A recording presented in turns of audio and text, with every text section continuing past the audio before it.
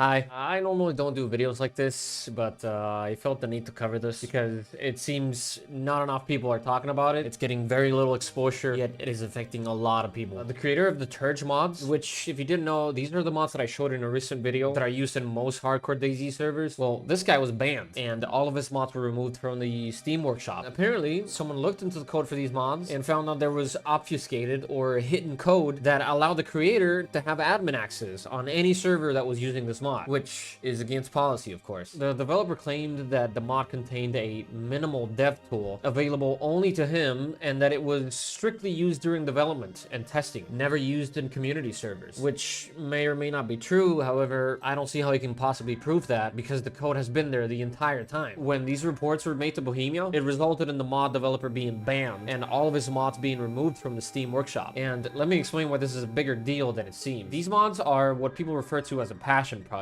Thousands of unpaid hours of work with the sole purpose of creating something that the DayZ community can enjoy for free. These were some of the most popular and widely used mods in DayZ, having over 1.5 million subscribers at the time of removal. There are thousands of servers that have built their entire experience around these mods. Some who have become quite popular, like Intense, which I started my own series of videos on, and Below Zero, which I was planning to do a video on, but now I can't. But this is not about my videos or the mod developers or the server owners. It's about the hundreds of thousands of gamers who now can't play on their favorite server that they've invested so much time and effort into. My friend Meadow said he was playing with a few other broccolis for 12 hours on a server, and then the next day it was just all gone. There's also speculation that this mod violates Bohemia Interactive license. Oh damn, you can't see my beautiful eyes because of the reflection. What the fuck was I saying? One second, I prepared a whole script for this video because I suck at this. Right, so I was talking about how some people think that it violates Bohemia Interactive license because it's got paid features, such as removing the watermark or downloading and repacking the mods. But this only seems to concern server owners because all mod functionalities are available to every player, free of cost. So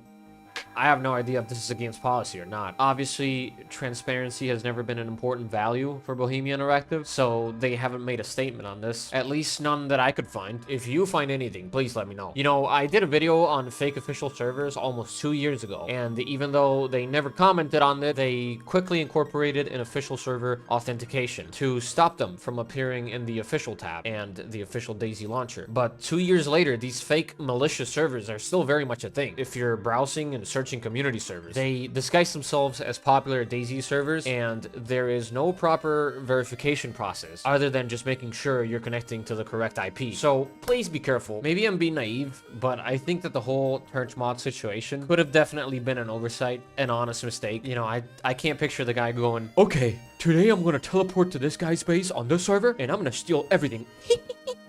You know, especially knowing what's at stake and considering the guy quickly pushed an update, completely removing the tool as soon as concerns were raised, only to end up getting banned and having all of his mods deleted from the workshop. Shortly after that, he made public the non-obfuscated version of the mod, allowing anyone to read the code so they can put an end to these accusations. They also allowed any server owner to download and repack the mods as a temporary workaround this ban. But Bohemia is being pretty adamant about this, and they're banning everyone who tries to repack the mods, including the owner of Intense. This is a comment made from a Bohemia dev. The bottom line is that Bohemia Interactive is affecting hundreds of thousands of gamers with this decision simply because this one guy can basically cheat in all these servers. Could have cheated. We don't even actually know that. And you and I and the 1.5 million subscribers have to pay for that shit. The irony of this whole situation to me is that DayZ wouldn't have existed without modders like this guy. This guy right here, do you know who that is? That's Dean Hall. I'm sure many of you already know this, but Dean Hall was a guy